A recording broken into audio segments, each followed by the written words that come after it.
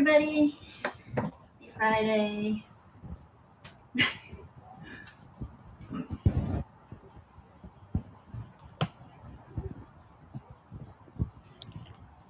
right.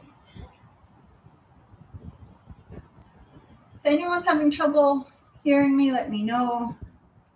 I'm doing this from a different computer in our house that I feel like has a nicer background than where my computer is. A little bit closer. Okay, so what's today's topic? Foundationless beekeeping. I've talked about this before. I don't think I've ever made a YouTube video out in the bee yard about it. Actually, I have. I just never posted it. And it's about foundationless beekeeping and comb honey. Iowa Lands Beekeepings. Thanks for letting me know. I don't use foundation in my beehive, and I prefer it that way. I started out beekeeping with top bar hives. I had 2 top bar hives when I first got started as a hobbyist. And after working for a commercial apiary and using a Langstroth style beehive, I was like, whoa, this is 100 times easier. Now, everyone's different. I'm not saying that you'll think top bar beehives are easier, but I personally found them easier. And they used foundation, plastic foundation, and it was, beeswax coated. And then when I finally started running hives of my own, while also still working for commercial apiaries, I started going with no foundation. And that was because I was doing comb honey. And I was really just figuring it out as I went, because I didn't have a lot of information about comb honey and not using foundation. Someone gave me some frames that had foundation built into them. The whole frame was plastic and the foundation was built in. He gave me like 3 trash bags full of these, and I just hated those frames so much. Now we're in Hawaii, so plastic doesn't last as long. So I would literally take my hive tool. My hive tool would just go right through the plastic, put a hole into it while I was trying to pull it out of the beehive. Plus, hive beetles would hide in the little gaps in those plastic frames. But I really just hated those frames, and I don't think I've ever actually bought foundation other than the beeswax foundation for the sake of making candles. But I have a lot of experience using plastic foundation, and I'm just not a fan of it. I don't use foundation in my brood boxes, nor do I use foundation in my honey boxes. Occasionally, I find one. I'm not sure where it comes from. But the hotel that I used to keep bees for, I used foundation in those hives. And that was because I they had an extractor. I used an extractor. We weren't doing comb honey.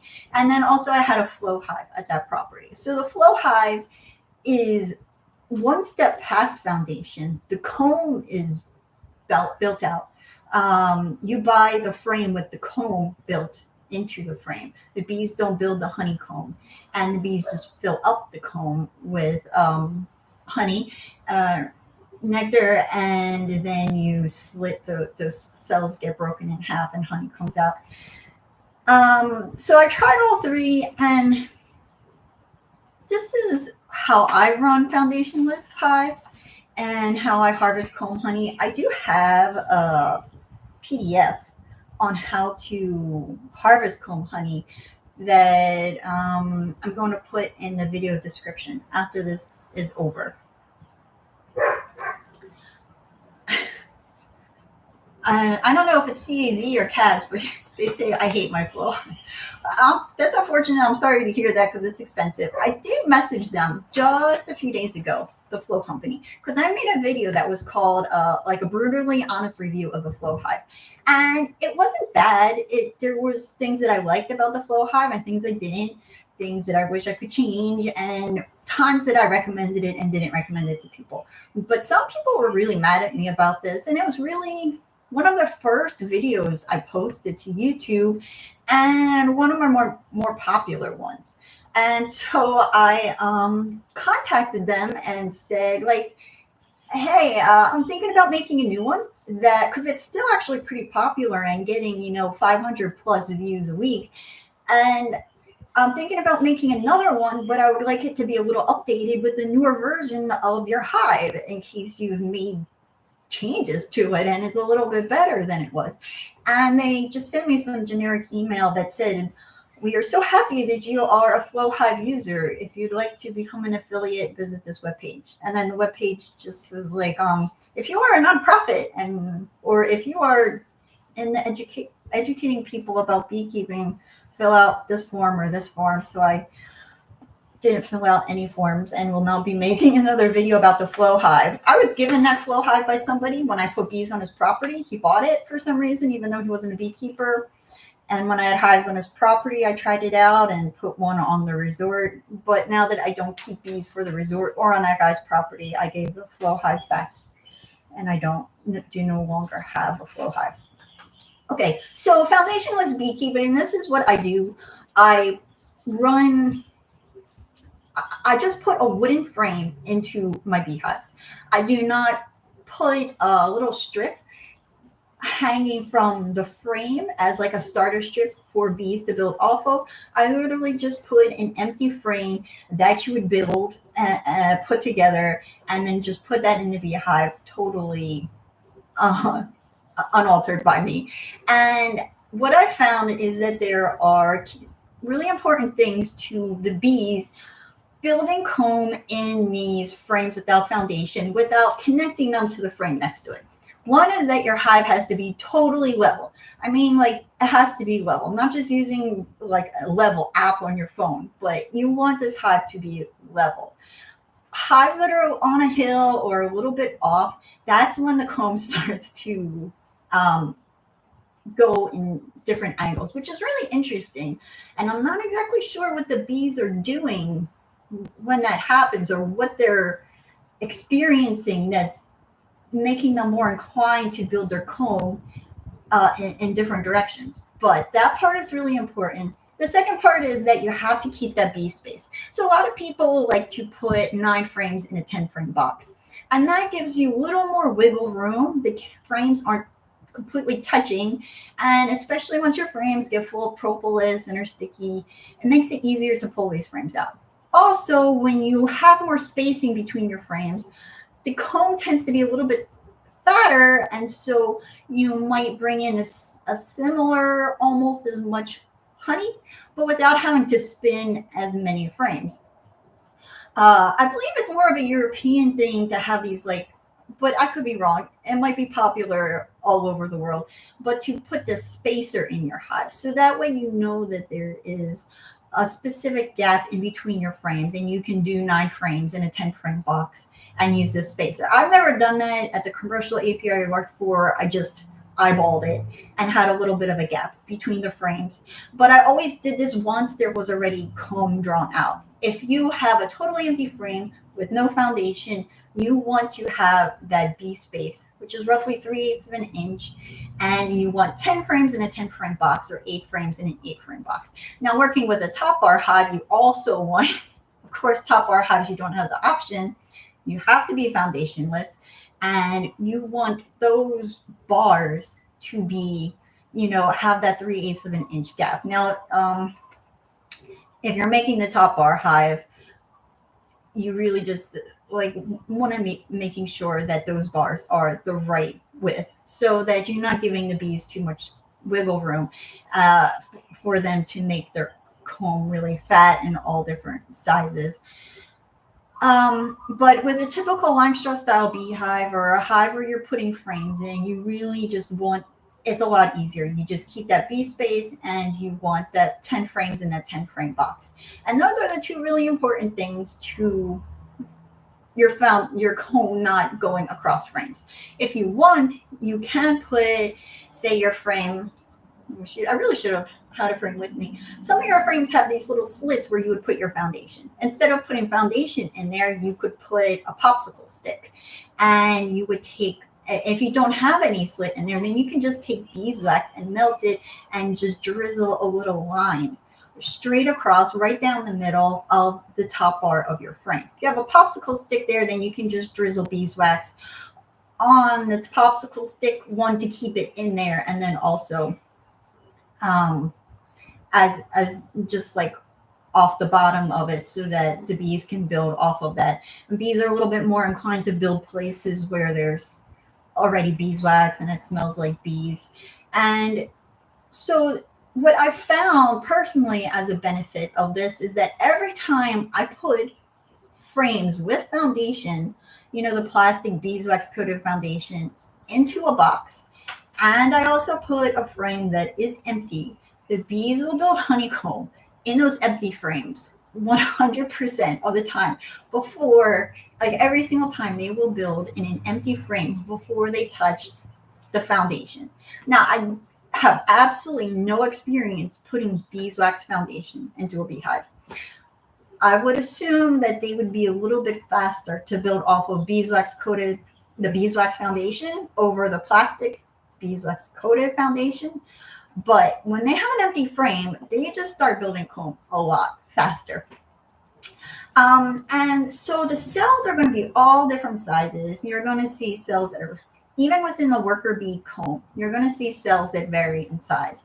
And I don't know if there's benefits to this, but when the cells are smaller, the amount of time it takes for the bees to pupate before they hatch can be a little bit shorter, which also means that the varroa mite has less time to lay their eggs and for these eggs to have babies and for these varroa mites to breed within the cells of the pupa. Because after all, over 90% of the mites in your hive are going to be in the cells with the pupating bees. So that's another benefit. And then it's cheaper.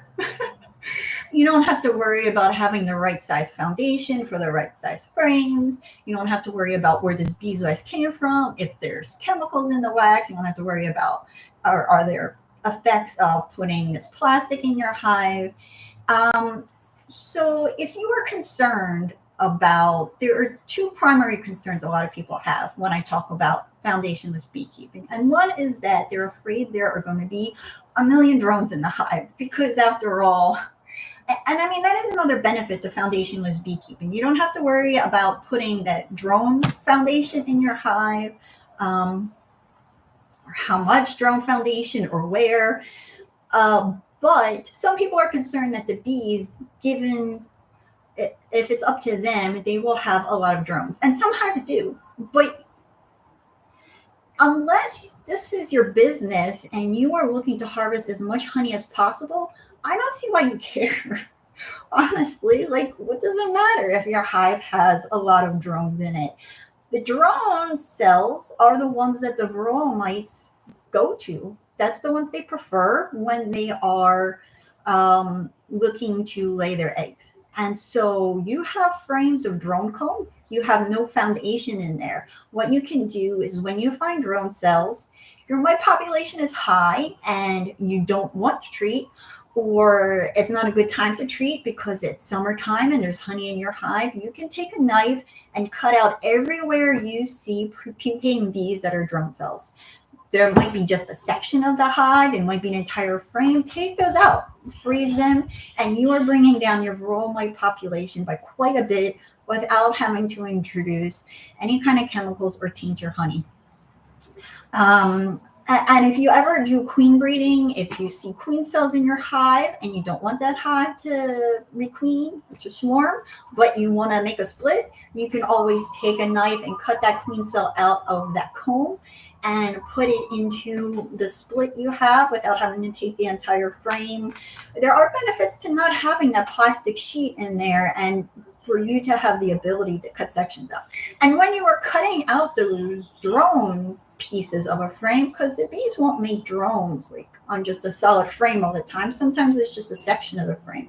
When you cut out those drone sections, that actually frees up space in your beehive, which can bring down the chance of your hive from swarming. Because when bees are making drone comb, or when there's drones, um, in your hive, like when they haven't hatched yet, that's often a time that bees are potentially going to be swarming. That's a time when there is ample honey coming in.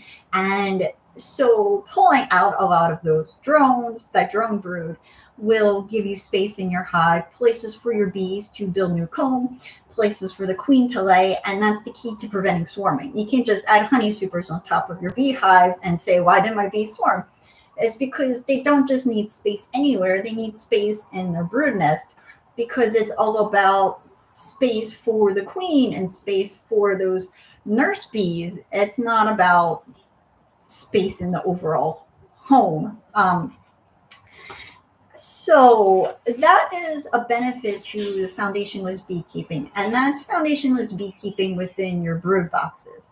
And there is nothing wrong with just trying it on one frame. You could have an entire hive of frames with foundation, and then you could just put one frame in there. If you're really concerned about cross comb or whatever, it being something different than what all the other beekeepers are doing, you can just take one frame and pop out the foundation or not put any foundation in and put it somewhere in the middle of those boxes. And I will guarantee you that if this empty frame has drawn out comb on either side, they will build the comb in a straight line in the same pattern as the frames on either side. And that is another key to your bees not building comb and connecting it to other frames, is if you have a box of honey, and like say you're putting an empty honey box on your hive and you want to try comb honey. Now there is a chance that the bees, even if your hive is totally level and you have 10 frames in a 10 frame box, there is a chance that they might start to build some of that comb a little going towards an angle. But if you go every other frames of honey or comb that's already drawn out, and then an empty frame in between, the bees will build in a pattern. What you'll see is that one frame, if it starts to curve, the comb starts to curve a little bit. The next frame, the honeycomb will curve just a little bit more, and then a little bit more, and a little bit more. You're not going to see, like, every frame just goes along the same pattern as the frame before it. You're never going to see like one frame going in one direction and one frame going in a totally different direction. They all just kind of fit within each other. And of course, if you ever find honeycomb starting to go off the frame, you can always cut it at the top where it touches the frame and where it's going in a direction you don't want it to. And then you cut it until it's up until the part that isn't where you want it. And then you just gently push it to where you want it to be, and if needed, put a rubber band around the entire frame. I have a video that is, I think I called it like epic beekeeping mistake or something. I've put a super on one of my hives, didn't have enough frames on me to fill the box. This was at the hotel, so I was limited to what kind of supply I had in my car when I was visiting, and whether I had access to their beekeeping supply rooms. They were really weird about me going into that space if there wasn't someone there to let me in. So anyway, I only had like 4 frames for this box, and then I forgot. And I went back there like 2 weeks later, and it was just comb everywhere. So in that video, you can see how I cut out the comb and rubber band it into the frames. So let me just check real fast some questions. If people have questions about foundationless beekeeping in the brood before I get to the honey supers, because I mean you could use foundation in your brood and then just go foundationless in your supers. You know, it's not like you have to decide whether you're foundationless, like you're a Republican or Democrat, and then that's how you have to vote.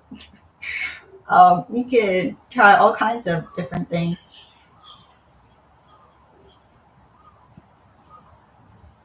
Uh,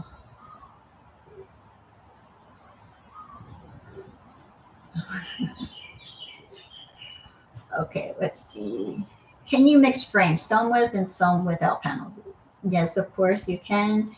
I recommend it if you're concerned about bees building comb from one frame to the next, because it'll stop it when you have that foundation there.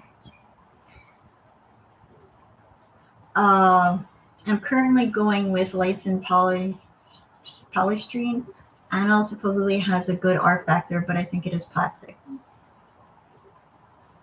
I don't know what Anil is. I'm not familiar with that company, but polystyrene. I mean, anything that has poly in the name, I believe, means that it's plastic. Because I think that's some type of plastic. I mean, there's lots of plastic that is okay for food grade use. Really hate those plastic frames though. They are the worst because my hive tool just would crack them. The frames would just crack. I prefer the wooden frames.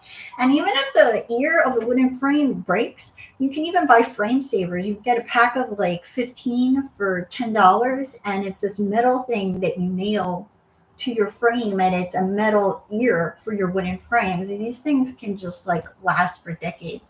It's great. My flow frame, I broke one. I don't know. It was on the ground. I forgot about it. I left it in the grass for like a week or two, and I picked it up, and it was half of the frame was under a box, an empty box, but it was under a box. And I just picked it up without taking the box up, and the frame just like snapped like in an accordion, apparently like the way it is, which makes sense since the cells shift. It just broke off into hundreds of really thin half cell strips.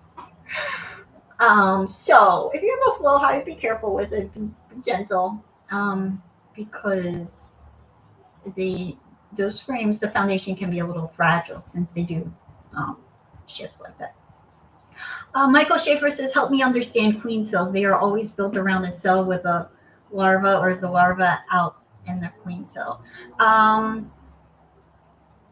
The queen cells can be all over the beehive, but usually you're going to find them within the brood, especially if it's a queen cell that was made, an emergency queen cell made from an egg or larva that was going to be a worker bee, but now they have no queen, and so now they need to make one. So they will chew away the cells around this one cell that they're choosing to make into a queen cell, and they will build it down and off of the frame. And the larva will be floating in a pool of royal jelly, and then will pupate and will hatch as a queen.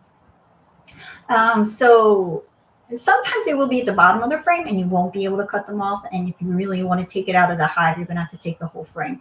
But you can also just cut out the queen cell if it is somewhere in the center of the frame. You will be killing the larva or pupa that is around it, because you want to give it a good, like ½ inch or more space around the queen, so you don't want to cut too close. But it is a lot easier than grafting queen cells. Grafting is a real pain in the butt, and it requires equipment, not stuff that you really necessarily have to buy, but it's very time sensitive. There's a lot to learn, and a little tricky. Gary says, years ago I played around with cut comb honey, used extremely thin surplus beeswax foundation, 4.5-inch by 16.5-inch, and shallow 10-frame boxes. Also tried wooden and plastic raw surround frames. Yeah, I've never tried the beeswax foundation. I don't know if anyone has eaten it. Let me know how it tastes. I'm a little grossed out by the thought of eating beeswax foundation in my comb honey. It just seems like it would taste gross. But because the smell of like blocks of beeswax foundation kind of smells gross. But maybe it's so thin that you don't really taste it. I'm curious. I have never tried the raw surround frames. That makes comb honey and honey super pretty easy, but some people do have trouble with getting bees to build in it, and it's kind of pricey. So if you're going to be selling it, sometimes you're not making much when using that equipment. Now, for me, because I'm shipping it to Hawaii, there is no free shipping. And so it's just, I'm not going to make any money. But it can save you a ton of time. And, time is money as well. Uh, I am using plastic with plastic foundation in the brood and foundationless in the honey supers. Thoughts? Um, I mean, that's a way to try it. You can do half and half even. You can do a half foundation and half foundationless in your brood. You can do foundation, half foundation, and no foundation in your honey supers, or all or nothing. It's really just dependent on you and what your preference is. But I really just encourage everyone to try at least putting one frame with no foundation in their brood boxes and just seeing what the bees do. That might be a way to not have to buy drone comb foundation if you don't have any and you didn't know you needed to buy it, or see what the bees do with those cells and how long it takes for them to build in that frame versus all of the foundation frames around it. The annual beehive consists of a hard shell outer plastic body made from high quality food grade polypropylene and an inner thick layer of polyurethane foam insulation.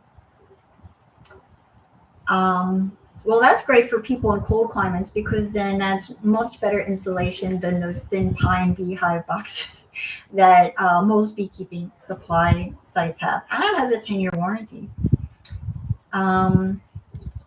I would assume that it is probably lighter than the wood, or probably comparable.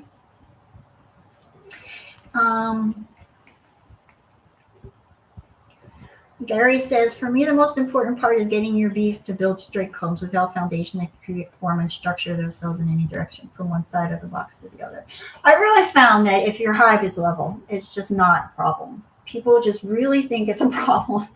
And I'm telling you, if you just have 10 frames in a 10 frame box and your hives are level, you're not going to have too much of a problem. Every once in a while, you will see bees start to build in a direction you don't want them to. It can still happen, but it's really not like a problem.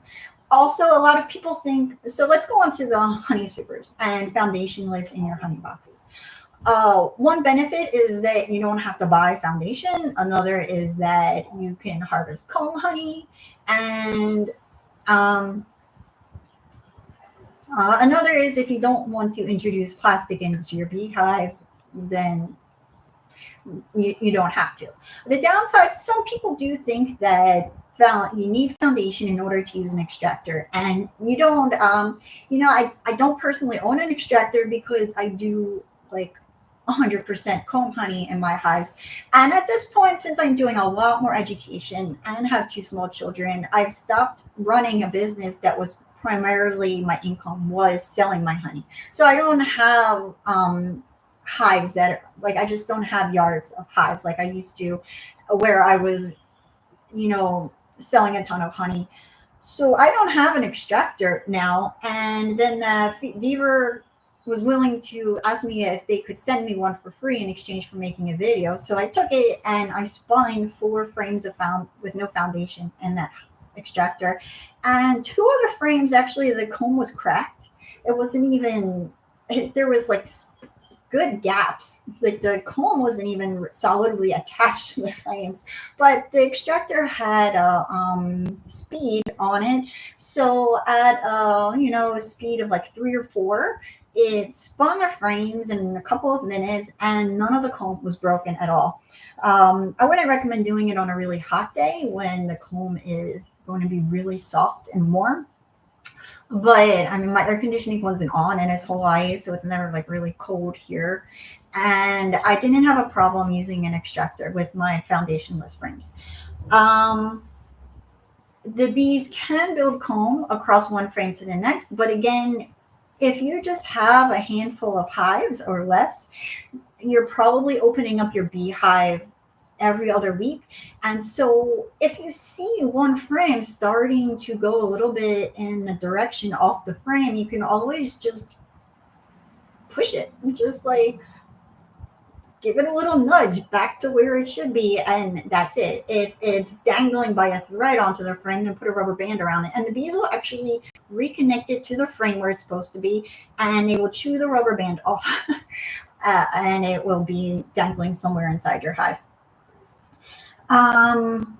Now, if you don't check your hives, or if you have a lot of hives, or you don't check your hives often, like, every other week is way too often for you, then foundationless beekeeping might not be for you, because it is more work and you are going to have to check in on your boxes. Now, for me, running 20, 25 hives, I can easily just take the lid off, look down into a honey super, and say that looks fine, because there's gaps in between the frames. And if I do see a frame with comb that's going off, then I do have to take that frame out and nudge it back and put a rubber band around it. And it's personally, I don't think it's a lot of work, but if you have a lot of hives and you don't check them often, then by the time you see that a frame is starting to go off course and connecting to the frame next to it, it might be like a bigger mess than what you want to deal with. Now, I did say that I don't put starter strips in my hive. Some people will take beeswax foundation or popsicle sticks and put them at the top for bees to build their comb off of. That is an option. But one person did bring to my attention that I am using used frames. And so there is technically a starter strip in my frames. It's just I didn't put it there, the bees did. Because when I cut my comb honey out, I'm cutting it out with a knife, and there is just that tiny little nub in my frame from where the comb used to be. And so I put that back in the hive, and the bees already kind of have this like 1/16 of an inch starter strip. And that might be enough actually for them to just start building off of that. Who is to say? But I haven't ever put starter strips in my hive. One thing that also helps is that if you're putting an empty box on your hive, I do not recommend putting a totally empty box on your hive. So you're adding that first honey super onto your hive. If it's not ideal to take just 10 empty frames with no foundation and just throw them on the beehive. I have a chest freezer full of honeycomb. It is how I freeze my comb before I harvest it and sell it, because you do have to freeze your comb before you consume it, in case there are insects in there. You don't want wax moth, destroying your comb while it's in storage.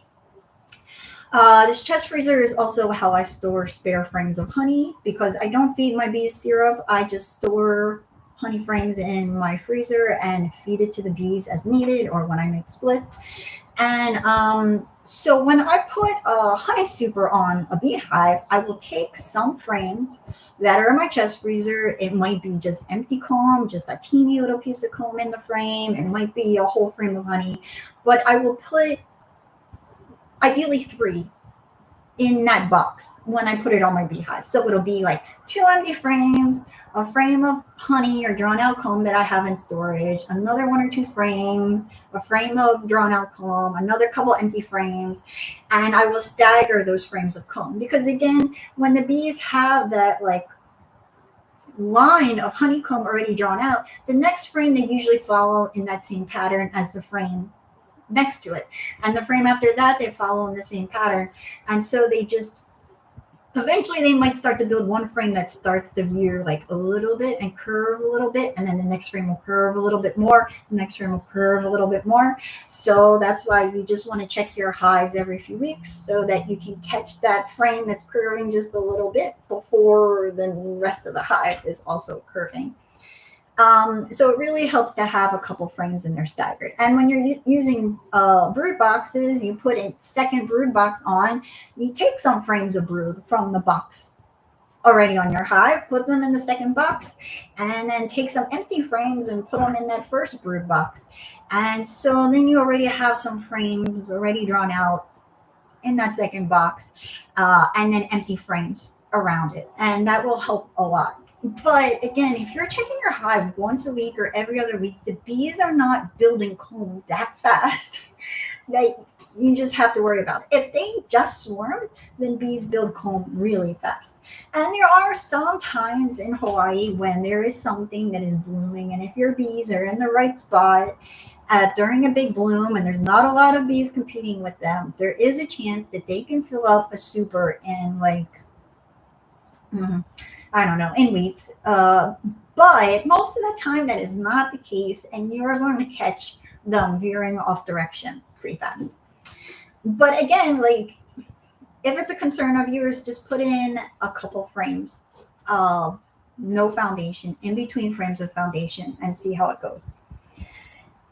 And it's really important. So when you're harvesting your comb honey, it's really important to not use too much smoke. You might notice in some of my videos, like it's actually rare that you see a smoker in my videos.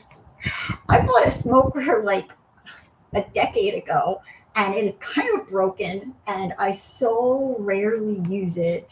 I just forget that the smoker exists. It's kind of weird. I'm not exactly sure why I never got into the habit of using it. I mean, it might be a combination of just never really having a lot of really aggressive bees, and though I've had some really, really angry bees, and also the fact that I use comb honey. And beeswax is really porous, so if you use a lot of smoke in those honey supers, your beeswax is going to taste smoky. Uh, it's happened before. I've talked to people that have tried comb honey and complained that whenever they tried it, it tasted smoky. So you really cannot use a lot of smoke in the supers. When you're looking through the brood, it's okay, and those supers are off. And then also when you're harvesting, you can't just put a whole bunch of smoke in the box and then pull the box off. There's other ways. You can use a bee escape. It's like a $5 little plastic thing you put in your inner cover, um, or buy an inner cover that holds a specific kind of bee escape. Or you can just shake the frame and brush off any of the remaining bees with I like to use a turkey feather or a bee brush. Some people use a blower. Um, you just don't want to use a lot of smoke. And then, of course, you want to freeze it. I freeze it as soon as I pull it off my hive. So I'm freezing those frames that are capped, putting them in my chest freezer. And so what I do is actually when I'm just inspecting my hives, if I find a frame that is capped and drawn out, I'll pull it right then. I will have days when I just go through all my hives and pull all my honey, but I will also just pull them gradually, because when they're first drawn out, that beeswax is really light in color. But if the propolis the bees are gathering, which in most areas here is a really dark brown, that comb, that beeswax in your comb can get really dark really fast. Now, one area where the kiave is, I'm not sure if it's a propolis from the kiave, it's pretty much just kiave trees, which is mesquite trees, and coconut palm trees. The propolis they bring in is pale yellow. So these frames are gorgeous. Unfortunately, kiave honey is really high in glucose, and so that honey crystallizes really fast. And so it's this really thin, grainy, thick, crystallized consistency. Makes for a really delicious honey. You can buy an 8-ounce jar for 30 some dollars. Very pricey. People love it, but not good for comb honey, unfortunately, despite the fact that the comb usually stays pretty nice and clean and white, no matter how long it's been in the hive. Um, and that is another really important thing to consider when harvesting comb honey is this honey going to crystallize really fast? You can eat comb honey if it's the honey inside's crystallized, and you can sell it, but it's not ideal. Uh, in my opinion, it tastes a lot better when your honeycomb has liquid honey inside of it that like oozes out as opposed to being crystallized. And if you're going to put it into a jar with liquid honey surrounding it, that crystallized honey is going to encourage the liquid honey surrounding it to crystallize a whole lot faster. So for me, the Christmas berry honey, also called the Brazilian pepper tree, has a honey that's really high in fructose. That honey takes a really long time to crystallize. And that's the honey that I want to use for my comb honey. so that it doesn't crystallize so fast. Now the macadamia nut honey doesn't crystallize too fast, but it's really dark. And so if I put that into a jar, it's hard to see the comb with that liquid honey surrounding it because the honey is darker. It's really strong flavor. Kind of tastes like maple syrup, kind of the color of maple syrup. And the wax actually, even after a few months, starts to get a little bit darker in color as well. It doesn't look so nice. And presentation is a big part of food. It's not just about how it tastes, but you don't want to eat something that looks gross, even no matter how good it tastes. Well, that's it's up to each person. But when your food is on display at a grocery store and you're not there to give people samples, ideally you want it to look good and taste good. Um, so when you're doing foundationless beekeeping and harvesting comb honey, you really don't want to use too much smoke. You want to make sure you're freezing it, whether it's before or after you're packaging it. And you want to use honey that doesn't crystallize really fast and ideally isn't too dark in color. You can buy the Ross rounds, which is the comb, they're circles, you put them in the frames off of beekeeping supply sites for comb honey. I've seen boxes that go into frames. You buy a specific frame and the boxes, you put that in the beehive, bees build right into the box. So then you just pop out the boxes and put a lid on that.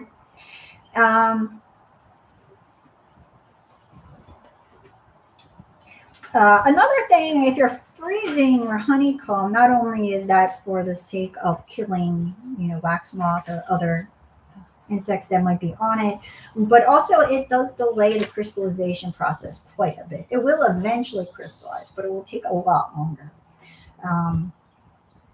So that's another benefit to putting it in a chest freezer. I feel like there's another important part to harvesting comb honey. Something that I had a lot of difficulty with when harvesting comb honey was the packaging. Most of my comb honey gets sold to a honey packing company, and they give me the jars, and I put a piece of comb in the jar and surround it with liquid honey. The more narrow, tall jars work best for this, as opposed to the shorter jars and then they put a narrow label around it.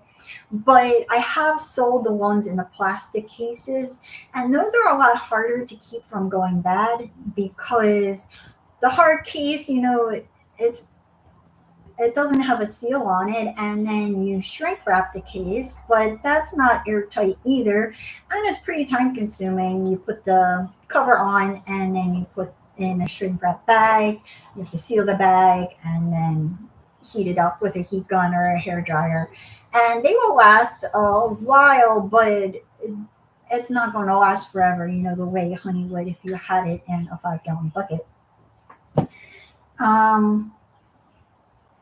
So one important thing is that first, when you cut your comb out of your frames, you want to put it on.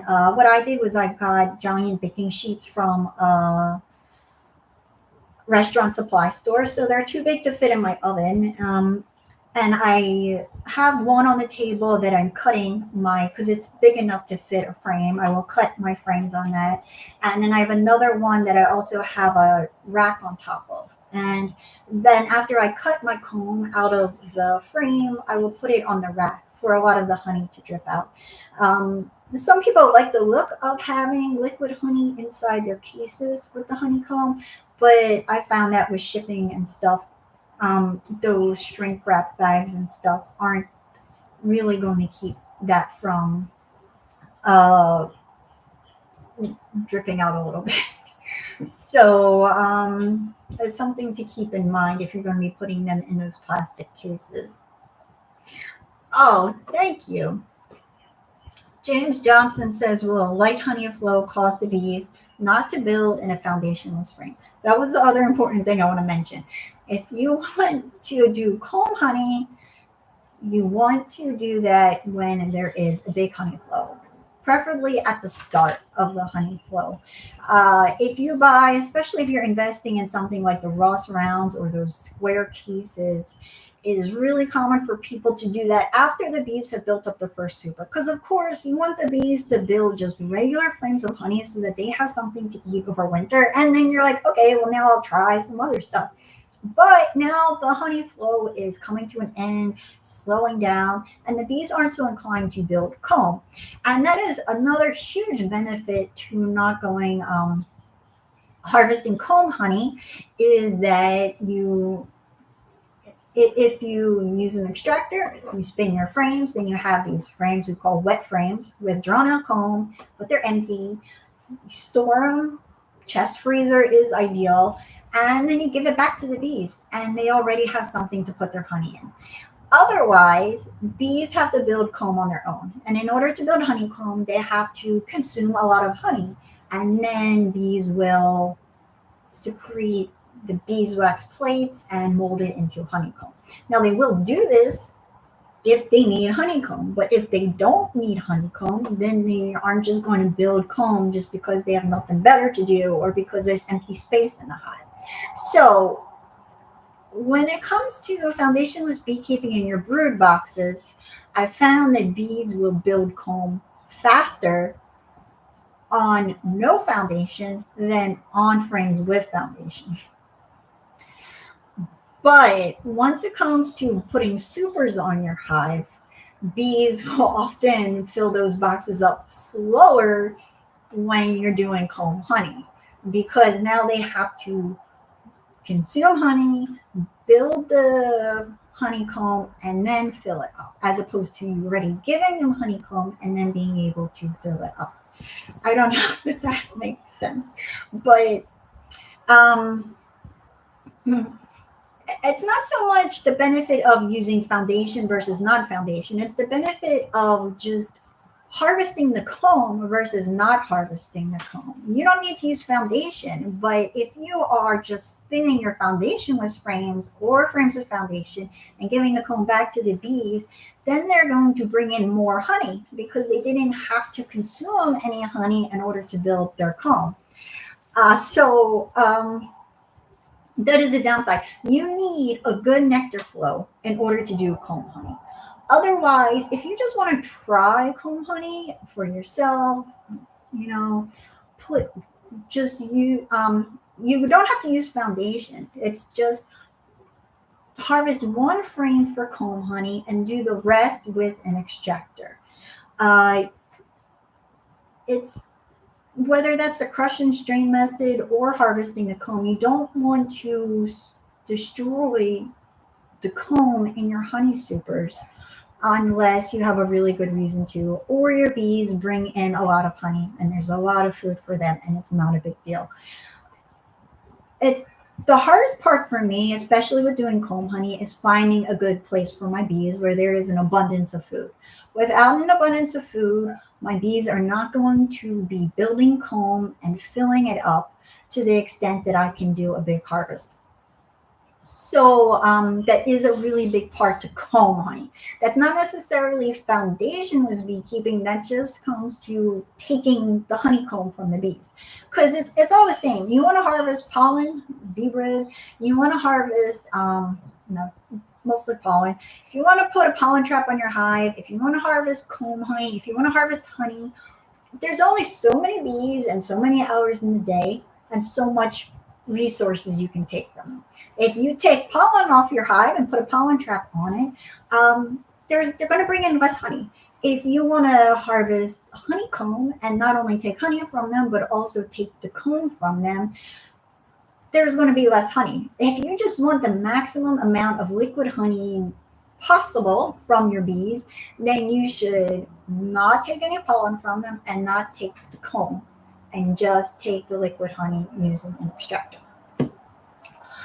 One person says, do you ever use wire? Good question. That is another option. I have never, ever done it. A few times, every once in a while, at the commercial apiary I worked for, I would find a frame with wire in it. Just like I don't know where they got this stuff from.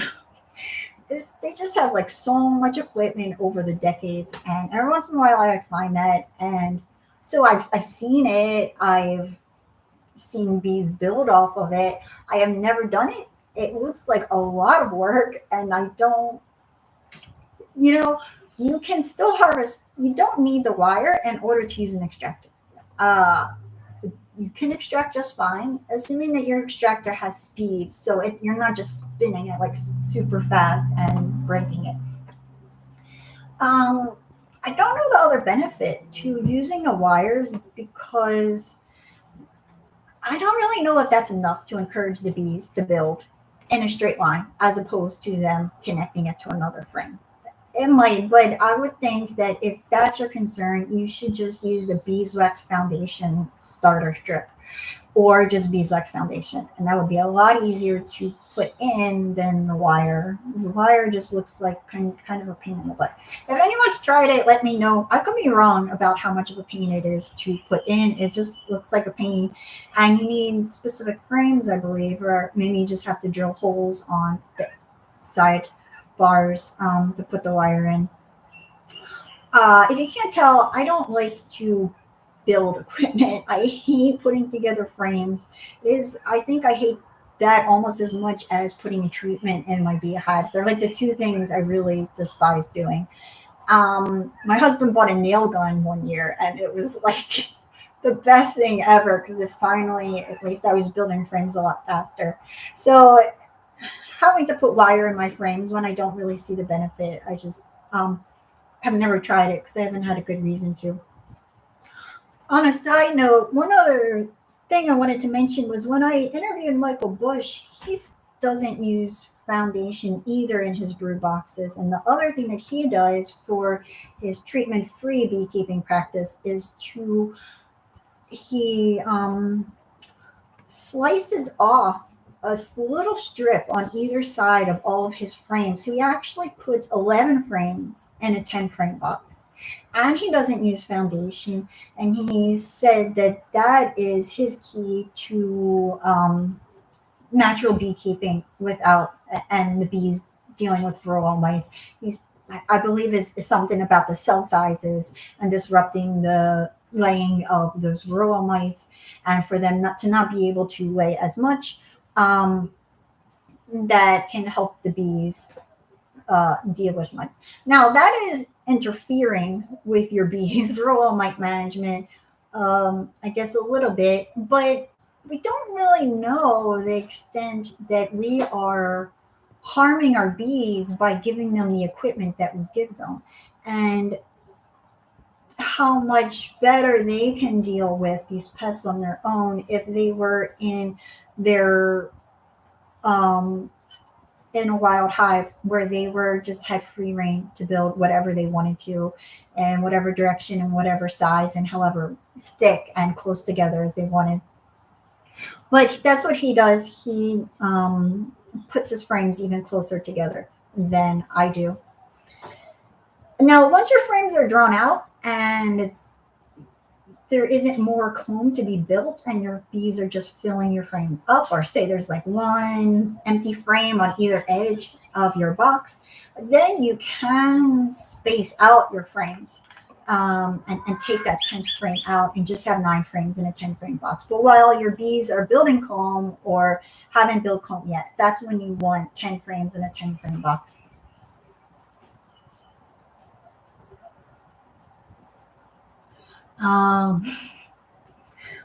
Thank you. She said, oh, I lost it. I'm looking here. I had all of the comments and I lost my place. Okay. I gotta say, Larissa's comb always looks good in her videos. And I'll just here or there, she just peels it off and the comb is still looking really straight and good. My comb does look really good. I am a pretty honest person. I am not lying to you. It is, they're really beautiful. The biggest problem I have personally with the comb honey is that it's hot out and I pull frames out of a box and I lean it against the hive and then I forget about it and then go to do something else and I turn my head and the comb heated up a lot because it's heavy and the sun's shining on it and it just falls right out of the frame and it's just in a big blob on the grass with the dirt and and everything, and I'm just like picking pieces up, and that's like the house honeycomb. Uh, and I'm like picking little pieces of rocks and stuff off of. That happens way more often than any other issue I have. And I will say that not using foundation in your brood boxes can really help cut back on your swarming. Because once you start to see a lot of those drone cells that are capped, you can just cut them out, um, and it just gives extra little pockets for the bees to build without having to split the hive and do things that are really time consuming. Uh, and maybe you don't even have the equipment to split the hive or anywhere to put these bees or want any more bees. Mhm.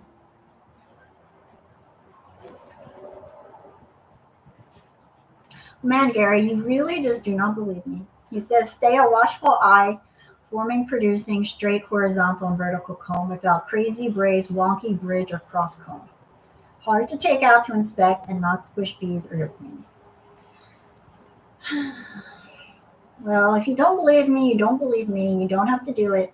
But for other people, if you still don't believe me, try one frame with no foundation in between all the rest. And then next time, try 2 frames. And next time, try 3 frames. And, ease your way into it if you like. Uh, I recommend it. I think it's better for the bees and less work for the beekeeper.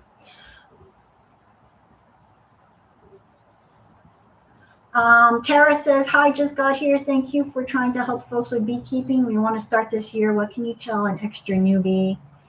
Let me see, Tara. My top advice for beginner beekeepers or people looking to get started is there are 3 big things that you need to be concerned about or that you need to pay extra close attention to. Because there's a lot of stuff out there, a lot of information, a lot of stuff is like trial and error, and it's not going to make or break your year with the bees. But there are some things that are really important that I think people just breeze right by. And one is where you put your bees. If your bees are in a really terrible spot, if there's not enough food for them, too much competition, um, which means other pollinators nearby, especially honeybees, they are not going to do well. And you're going to be the beekeeper Googling, why aren't my bees building? How to get my bees to bring in more honey? Like, why isn't my hive strong? Should I pinch my queen? Should I requeen? All of these issues because your bees are just like not much bigger than when you first bought them. And it's, say, like midsummer. And so much of the problems you're going to face as a beekeeper are going to come down to your location. And it is something that nobody really wants to deal with because it's no fun and it doesn't get solved with a gadget. But it is one of the top 2 most difficult things I have to deal with is the location, and I am often moving my beehives and always looking for a new place, a better place to put my bees. And the second thing is timing. You can't do things according to your timing. It's better to do things early than too late, but timing is really crucial for beekeeping. So, even when it comes to overwintering your hive, when it comes to feeding or splitting, preventing swarming, if you're too late, there's like usually no going back from that.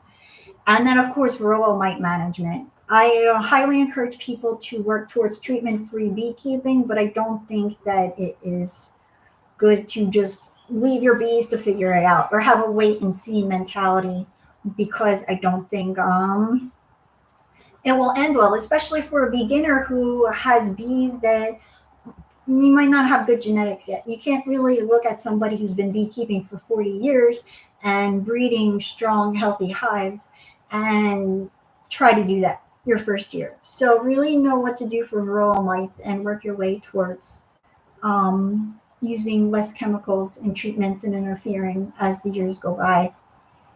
My first year, second year, there was a woman in the bee club that was talking about how her bees are doing amazing, and she was so annoying just because my bees were just like meh. I had a Tupperware hive, so I couldn't compare as well, but they weren't bringing in a ton of honey. There was a good population. There was at least 8 frames of brood, but they weren't booming like she was describing. And I pretty much read like every book about bees in every library in the Philadelphia area, including my university's books about bees. And I was in the city and had bees on the roof of a parking garage. And she was in a rural area, and there was, I forget what kind of trees were on her property. And she didn't know almost anything, but it didn't matter because her bees were in a great spot. And so they took care of themselves. And I was just constantly trying to figure out how to fix all of their problems. So if you put them in a good spot, the bees will do a great job taking care of themselves.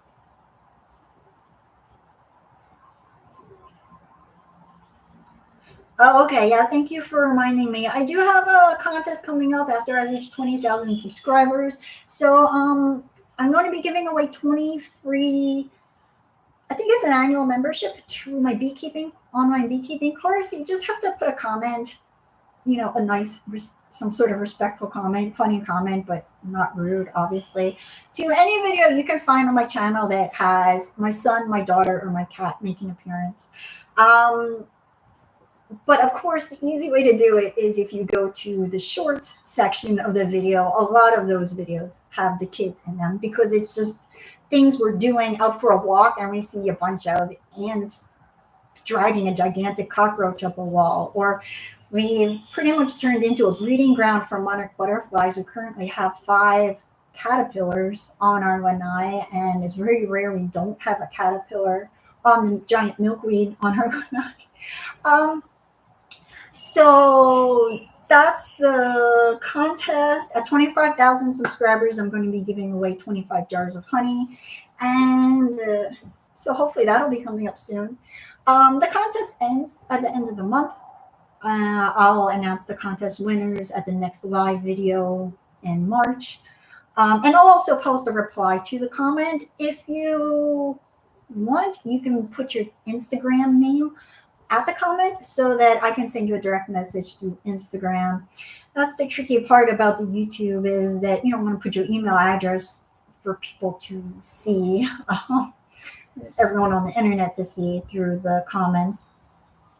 And then I'm also going to be starting a scholarship program, and that is primarily to help people that can't afford the class, or are maybe working for a school or some kind of program where they want to bring bees to it and want to do it right and want to put the time into it, but don't want to be shelling out their own personal money. Or I get requests from people in other countries that really want to do beekeeping right, but don't have the resources to purchase the class.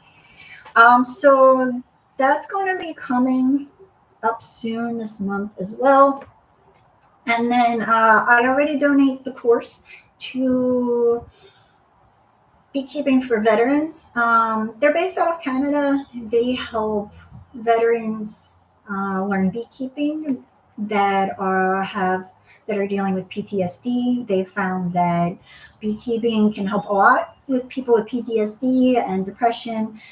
They also work with first responders as well, so you don't necessarily have to have served in the military.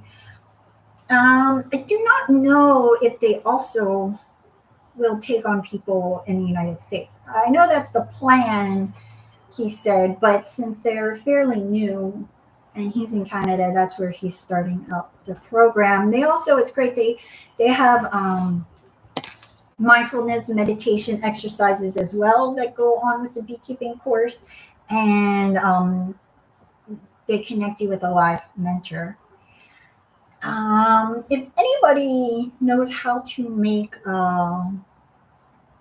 app or some kind of um, I don't know how to describe it. It's kind of in the early stages, but I really like to make a way for mentors and more experienced beekeepers connect with beginner beekeepers. So if anyone has programming experience or knows somebody that does that would be interested in helping out with that, I'm looking to create some kind of way to network people and make it easy for people to find mentors, especially people that live in their area other than beekeeping associations, because it seems to be that some people don't have an association near them or maybe don't feel like have the ability to go to meetings but still want to uh, help out. Let's see.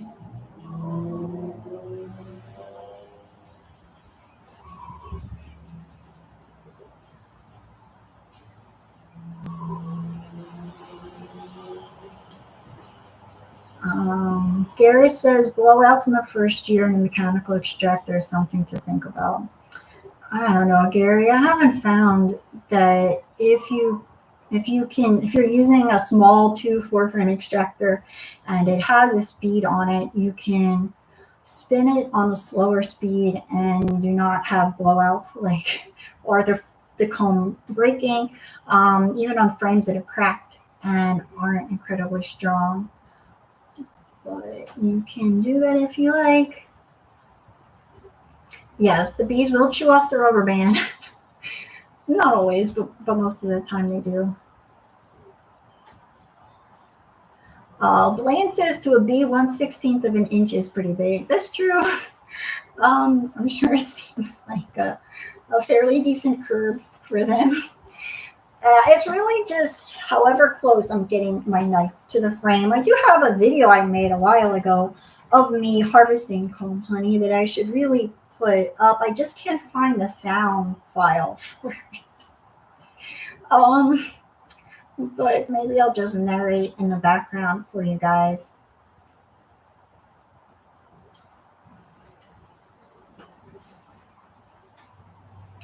Uh,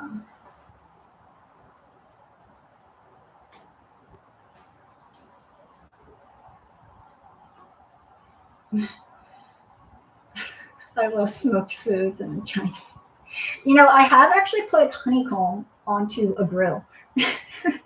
I harvested honey, and then there was a party at on a beach that some friends were having that day, and I lived like an hour south of my beehives, but the party was at a beach like 10 minutes from where my bees were. So I went there in the morning, pulled all the honey, and then drove down the beach in my little Scion that was just like packed with like probably like I don't know, at least 12 supers of honey on this beach sand, like it was just driving on the sand to this party, and it's just sitting in my car, and I'm just hoping that it's not going to start attracting bees going in the car.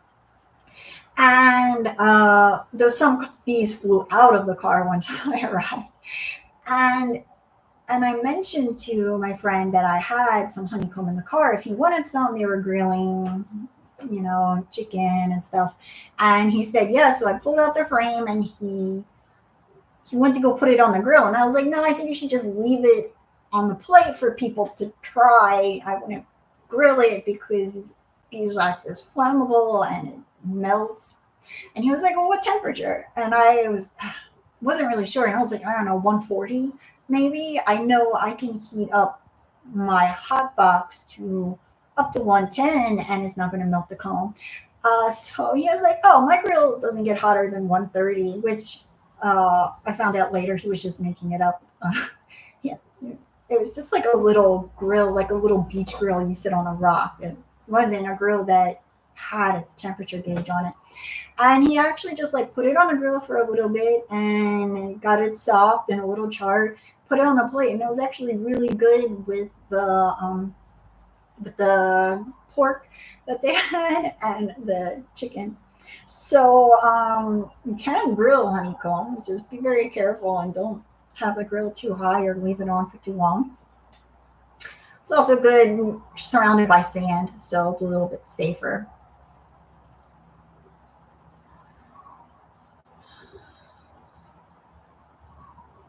Um,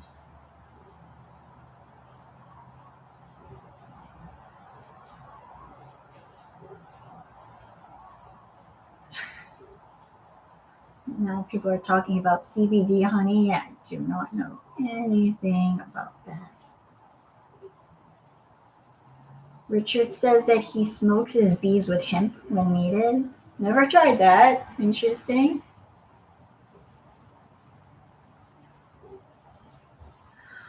Um, let's see. How do you know the source of the honey? I'm in the Midwest, and there are many nectar sources at the same time. Well, as a beekeeper, you're not going to unless you go to get it tested. There are some universities that will test your honey. When I was at the Philly Bee Association, they sent an email out to from a student at one of the local universities was asking for people to send her honey samples. Otherwise, if you want to like sell single blossom honey, then you have to put your bees in an area where there is just like primarily one blossom, and the bees will go there. Even if there are some like little wildflowers and stuff, the bees will primarily go to that one bloom. But if your bees are in your backyard and there's lots of different blossoms, the only way to really know is to take your honey to get tested. And then what they're going to do is they're going to look at the pollen in your honey, and that will tell them where the bees are going. And that's why one reason why they heavily pasteurize honey was because they were faking it. The honey from China was heavily taxed, and they were saying that a lot of it wasn't real honey, but was corn syrup. And so the honey was being like heavily taxed before it came to the United States, and beekeepers are complaining that they couldn't like sell their honey because it was so cheap coming from China. So then they put all this tax on it. And so then honey was being heavily pasteurized to the point that not even traces of particles of pollen were in there. So they couldn't trace where the honey was coming from. And then it was going to, I believe, Germany and maybe other countries in Europe, and then coming to the United States to avoid the heavy taxes. There is this documentary, probably on Netflix, that was talking about this, and people went to prison once they discovered the honey forgery that was going on. So that's how you can prevent people from knowing where your honey comes from, is to heavily pasteurize it to take the minute particles of pollen out. But otherwise, if you're not heavily pasteurizing it, then you have those pollen particles, and that's what they're going to be looking at. Hmm. Brandon's bees. 3 tips for comb honey. 1, strong honey flow. 2, put wax on foundation. First time doing it this year, so I want to learn. Comb honey don't use any foundation. I don't know what comb honey tastes like if you use those thin sheets of beeswax foundation. It's a specific kind of foundation, beeswax foundation, because it has to be really thin and food grade. I don't use that though. You need a strong honey flow. That is very true, or the bees will not be building their comb. To prevent cross comb, you want the hive to be perfectly level, and you want 10 frames in your 10 frame box. You don't want that extra space. Have the bee space be bigger, and you want to don't put an empty box straight up on your beehive. You want to take a frame of drawn out comb, preferably a couple of frames that have comb with some honey on them, and put that in your honey super to encourage the bees to go up and to give the bees that guide for the direction you want the comb to go in. So you'll have like 3 empty frames, no foundation, and you'll have then a frame of honey, um, and then a couple more frames with no foundation, another frame of honey, and then more empty frames in your box. And that will encourage your bees to go up and to draw out your comb in a straight line. If you're selling your comb honey and you're not out there checking your bees often, um, you can go with like the Ross rounds, or there are those square boxes that get put into frames, and then that will cut back on a huge amount of harvesting time if you're looking to put them in containers and just shrink wrap them and sell them. But I don't do that because I put the comb into jars with liquid honey. That's the honey packing company that I sell my comb honey to. That's how they want the honey. And in that case, then you're just going to need to just have your foundationless frames.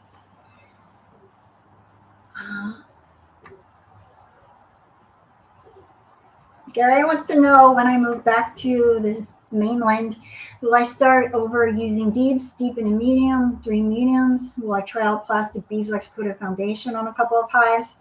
I mean, I've used plastic beeswax coated foundation. Uh, I'm going to use whatever I have. Galena Farms gave me those beeswax coated boxes, and if we have room in our pod, I'm going to put them in there and bring them with me.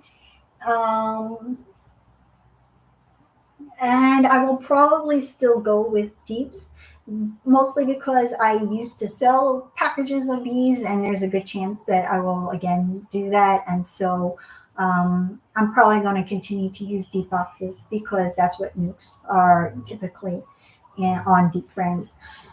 But it was something I considered, was just going with mediums, because that does save a lot of hassle from using having 2 different size frames and 2 different size boxes. But I'm not going to get rid of all of my equipment if I can help it, and still go with some of the stuff I have that's still in good shape.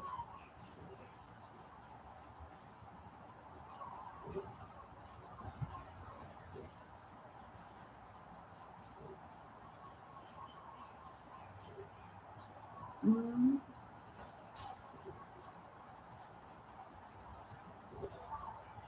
let's see. Okay, well, time to log out. Um, Anybody else has any other questions? Let me know.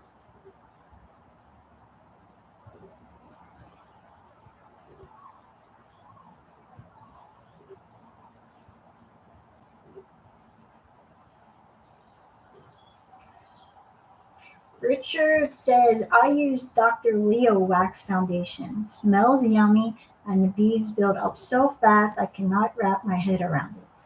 Well, the question is, if you have a frame with that foundation, plastic foundation, and no foundation, which would the bees build on? Because it could just be that hive or the amount of food coming in. But thanks for letting me know that there is beeswax foundation that smells good, because the only foundation I've ever come across smells gross, and I can't imagine eating honeycomb that had that inside it. And why is always the foundation so pale in color? Like, my beeswax is very rarely that pale in color.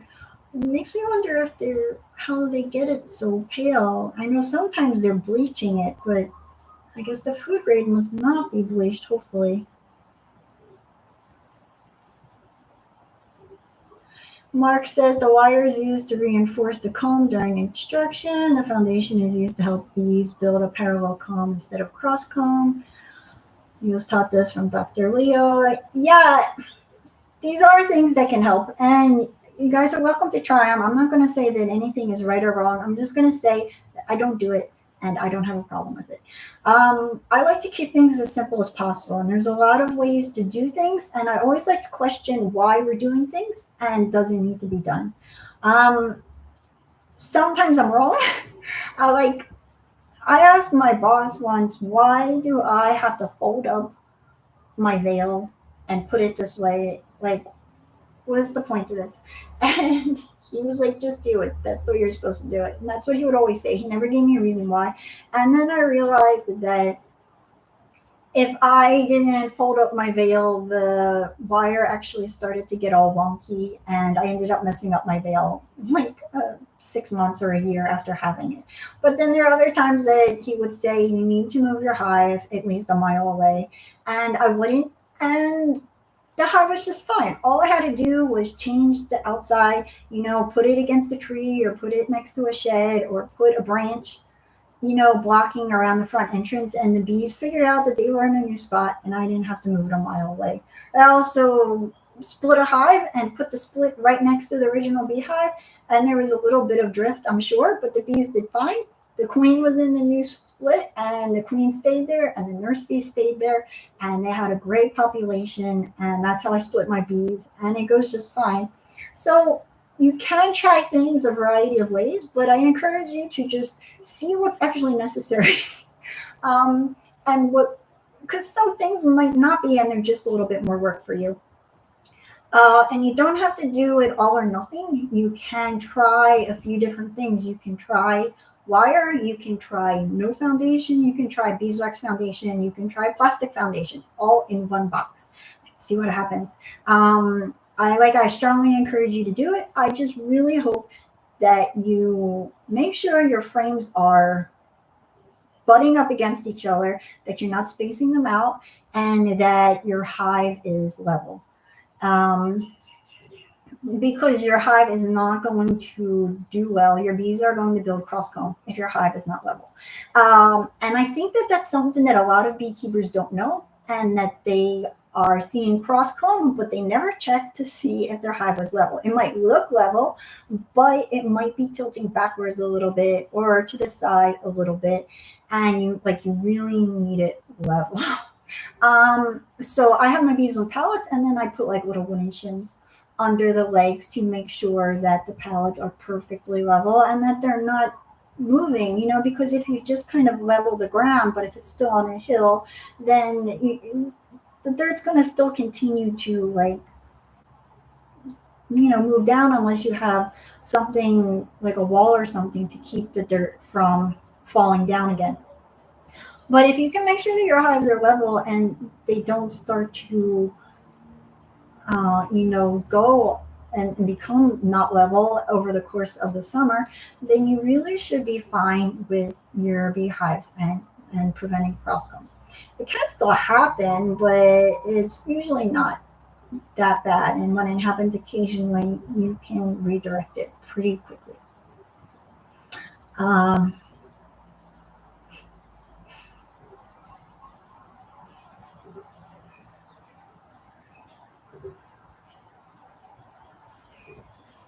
um, Jean says, how is your weather? We've been getting some rain in California. It's been raining all day today. From last night all morning. Um,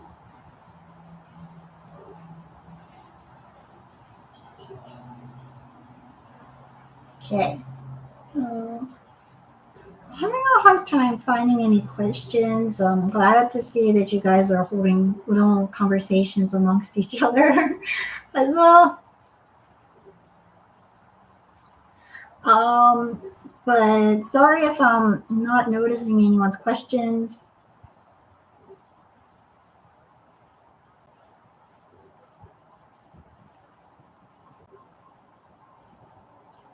Thank you for the recommendations from the students in my class that logged in. And nice to see you guys, and for recommending my class to the beginners out there.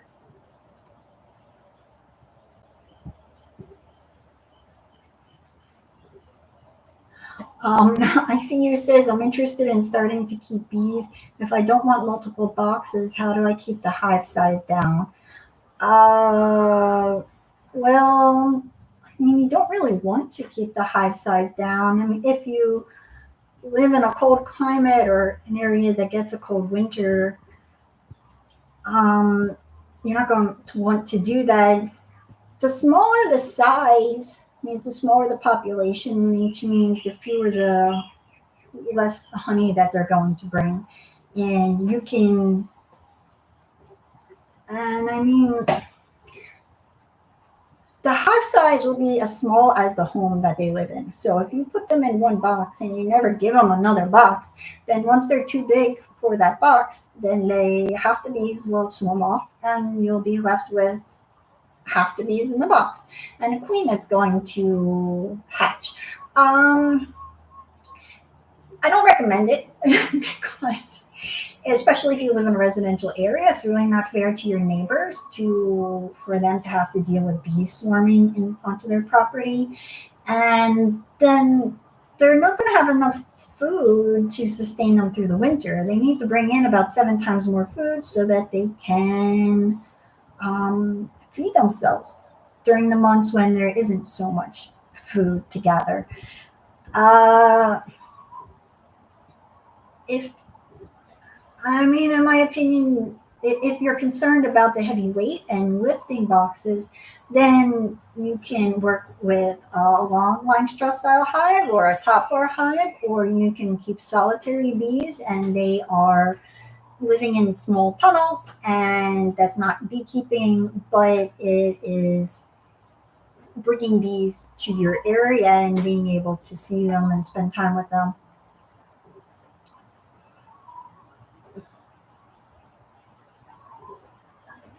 Um, that is a problem that some people have, is that the hive gets big, and if they're going to swarm, then you can either let them swarm or you're going to have to split them, and then where do you put these bees?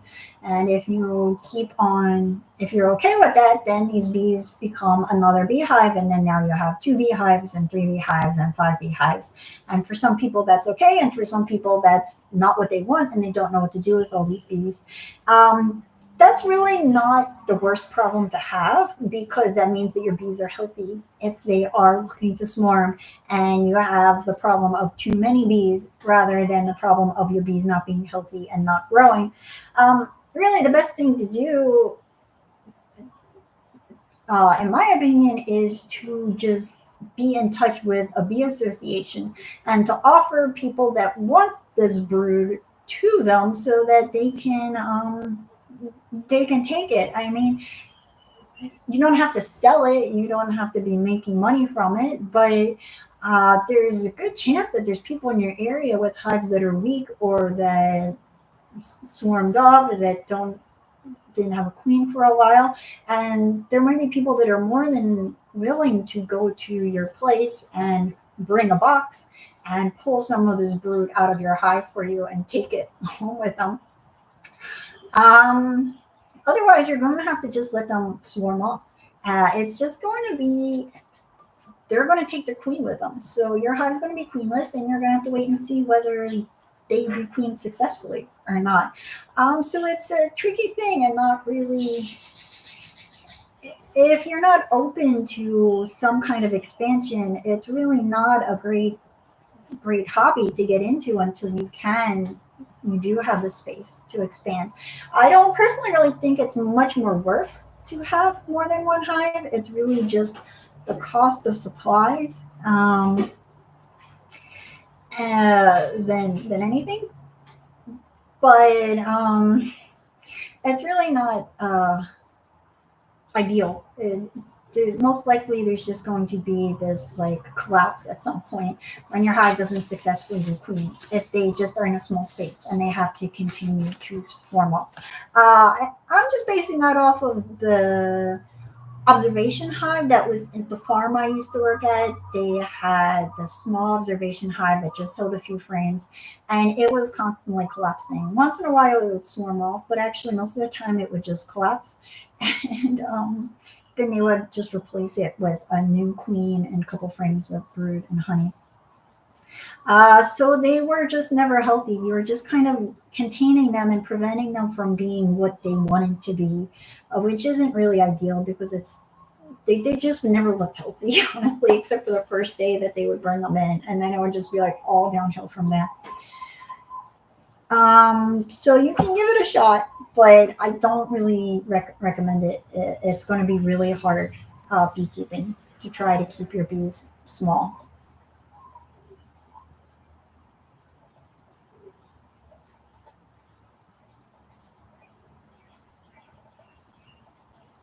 One person says, I've seen pictures of dark combs. When do you decide it is time to get rid of the older comb? Uh, it's really up to you. I usually get rid of it once it's like looking black and the brood. I mean, and the honey supers, that's a little different because I'm harvesting comb honey, so it never really gets that dark. But in the brood, I found that the bees will actually start to ignore the frames of really dark comb. They just like start the cell size starts to get smaller and smaller, I believe, just because they line the cells with propolis and that disinfects the cell. And I found that when they get really dark, like if you were to bend it, it like makes this cracking noise. And uh, the cell sizes just like get kind of small and shallow.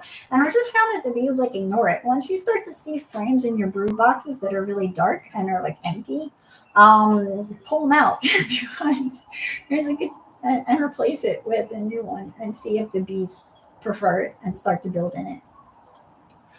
Otherwise, there's different opinions on whether these frames of comb, if you're using treatments, are just like absorbing chemicals, and that you should be rotating them out with new frames of comb honey every so many years once the comb gets a little bit darker.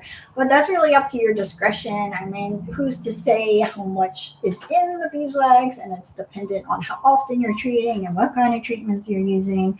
I just really like to pull it out once it gets really dark, and I found that the bees aren't using it. So here, there's never a time that there's a break in the brood cycle, unless I take the queen out, because it's never cold enough that the queen stops laying.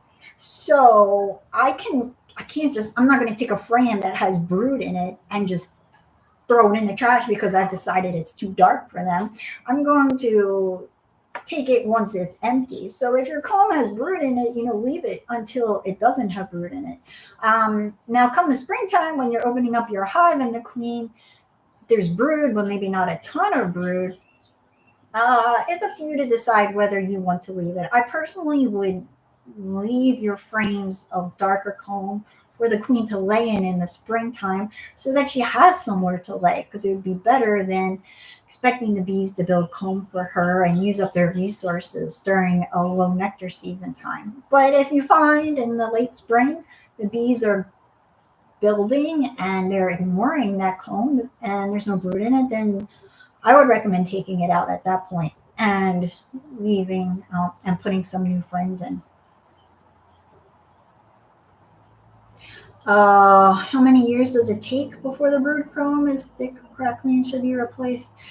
Well, so here beekeeping's year round, and so it's going to happen a lot faster. But I would say it probably takes years. I mean, I have no idea. I'm not really like dating any of these things, and I've been doing it for I guess 13 or going to be 14 years or so now. So I, I really couldn't say how long it takes. I would say it probably takes, if you have a cold winter, it probably takes a few years of that. But I think some of it depends on the propolis that is in your area, and if you have that darker propolis. My propolis is like dark brown here.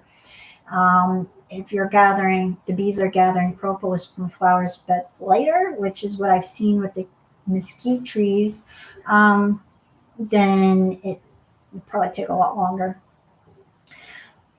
But it's not really something you're going to have to plan for. And even then, if you're using foundation, then you can leave it out in the sun. That comb, even though it's darker, it will warm up to the point that you can just take your hive tool and scrape it off and reuse that foundation. And if you're not using any foundation, then you just cut the comb out and put the frame right back in the hive. So it's not necessarily at a cost, like it's not going to cost you equipment. I mean, depending on how hard it is to get off. Even if you can't get all of the comb off, you can still feed it back to the bees and they will clean it still. It doesn't have to be in pristine condition or anything.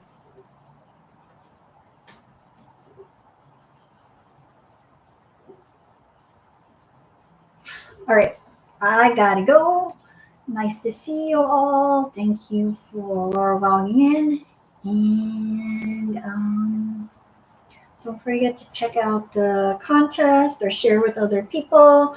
If there are topics you would like me to cover, let me know. And I did just change my course to offer a monthly membership. So you can't just buy the course like you always could and have access to it forever. You can buy a year membership and have access to the entire course for a year. But you can also just pay for a month, which is $19, and check out the course. For people that maybe are like me and want to see what they're getting themselves into before they make that purchase. The first month is free, but I decided to drip the content, which means that first month you have access for free to chapter 1. 10 days later, you get access. Oh, wait, no. First is chapter 1 and 2 for free. Then chapter 3 is 10 days later.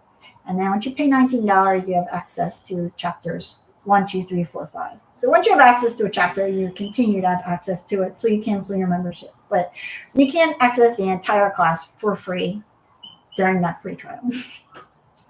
However, it does come, whenever you have membership, it does come with the mentorship. So you can email me whenever you want with questions as a member.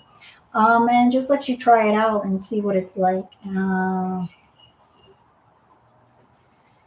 And I'm going to be starting, for you guys that are in my course, I haven't sent the email out, but I'm going to be starting live chats once a month with just the people that are in my course separately, not through YouTube, so that we can talk about stuff there too. We looked out because of the rain. My neighbors, my office is like right at the edge of our house, in the room closest to our neighbor's house, and they're getting a new roof. And it was really noisy all week. But I think because of the rain, they just stopped early, and it's been quiet. Amazing. Richard says, I rotate my comb out before it's 4 years old due to toxins for healthy bees that live longer. Thanks for sharing. I'm just not as good about my note taking. I just don't keep track of stuff. I just eyeball it, and I just get a feeling sometimes. I look at a frame and I'm like, this does not look good. And I just take it out. Honestly, if I'm going to be just like totally honest, I am not that specific. That's really the other really important piece of advice for you beginner beekeepers, actually for beekeepers of any experience level. I highly recommend just working on the beekeeper intuition more so than a lot of the other technical aspects of beekeeping. I know, especially if you have like that type A kind of personality like I do, it's nice to just be able to make like that checklist or to watch a video and to write down step by step what you have to do. But as my painting teacher told me in college, he was funny. He was like such a stoner. And he, like an older stoner, like obviously was a stoner when he was younger, but like in his 60s. And he said, I just can't teach you what you need to know to paint. He was like, my painting, I had to take like 2 or 3 painting classes as a graphic designer, getting a bachelor's in graphic design in college. And he was just like, I just can't teach you what you really need to know to become a painter. And it's the same thing with beekeeping. Like I can teach you, the equipment and give you a kind of a timeline. Gosh, somebody has their bass on really loud. Sorry about that. But like the most important things are really, you're going to have to learn hands-on, on the job from the bees. So there's only so much you can really learn before your bees come. But once your bees are there, I'm working on a video that's like your first month as a beekeeper, because it is so important that first month when you get them to learn as much as you can from them while they're small. Like Learn queen spotting, spotting brood when it's small, when there's not a lot there, and work on those things and just spend as much time as you can outside the hive, listening to it, observing them, looking at the activity, seeing how the activity changes month to month, see what they're doing. Are they coming back to the hive with pollen on their legs? Are they coming back to the hive and passing nectar off to another bee? How many bees are coming and going per 30 seconds? And just seeing how it changes month to month.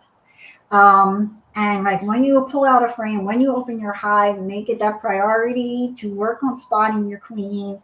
When there's only 5 frames of brood in that hive that she could possibly be on, and she still has a dot on her back because the bees haven't rubbed it off her yet. And that stuff, because that's really key to knowing when there's a problem. You see those frames of brood and they're healthy, then when you see a frame of brood and it looks dark brown and there are holes poked on it, or it has this really weird capping that's got a funny texture to it, discoloration to it, you're just like, that does not look good.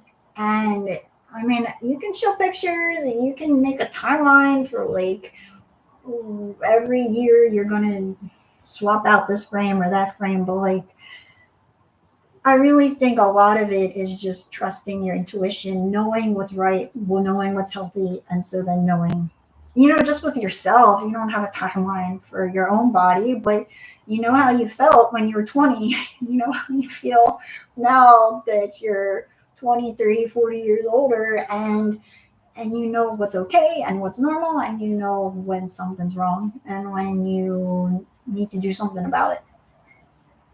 So that's really my best piece of advice for you guys. Man, you guys are funny. All right. Bye, my baby bees. See ya next month.